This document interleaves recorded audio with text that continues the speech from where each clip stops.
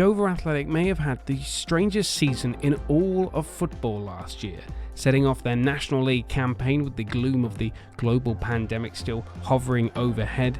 With the lack of supporters at matches, it was no surprise that non-league clubs required a financial boost to get the season started, which came from the government with a £10 million grant, with the understanding that fans would be welcomed back into stadia at some point in the season. It was hoped by mid-season that supporters would be back. However, that never happened, and it became increasingly clear that the grant funding wasn't going to be enough. The government's next solution was to give out lower interest loans to clubs. This rightly angered those clubs and saw the National League North and South calling off their seasons early, as unlike in the Premier League, where fans are an afterthought or insulted with terms like legacy supporter, in lower league football, supporters are the lifeblood of their clubs. So there's no fans, and the prospect of relegation from the National League has become an impossibility for this season, with every league below suspended. Enter our story, Dover Athletic. The Kent club, which has been owned by Jim Parmenter since he took over in 2005, unlike other takeovers where grandiose promises are made and 5-year and 10-year plans are put in place, Jim Parmenter's takeover promise was very simple to the fans. You, your children, your grandchildren, and hopefully great-grandchildren will have a club to support.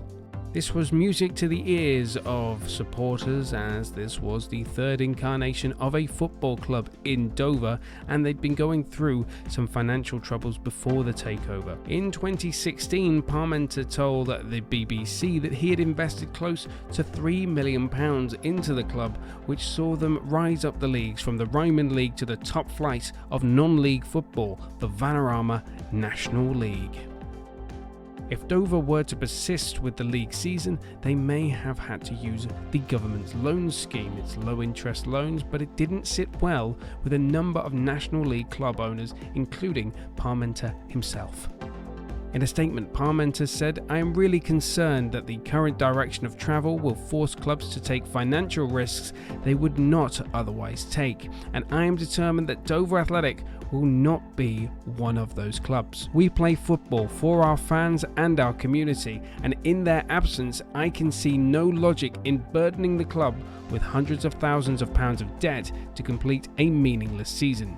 I have, as promised, run the club without debt for 15 years, and I do not intend to change that now."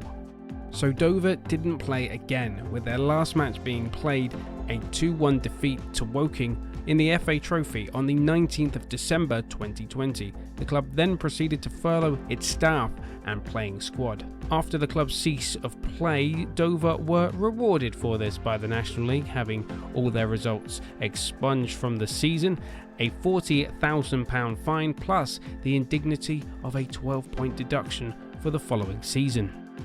Dover appealed to the Football Association to overturn this. However, the FA rejected their appeal, claiming there were no projections or forecasts placed before the panel to show what the club's future would look like beyond the instant season. For that reason, they added, it is impossible to see whether or not the club could afford to service the loan that was the winter survival package. Apparently that was a loan with a term of 20 years at a rate of 2% per annum. No proper analysis was before the panel nor this board as to why that was not affordable. As of the time of recording, that's July 10th, 2021, the club, which released a lot of its players the previous season, have 13 permanently contracted players, with one loan signing from AFC Wimbledon.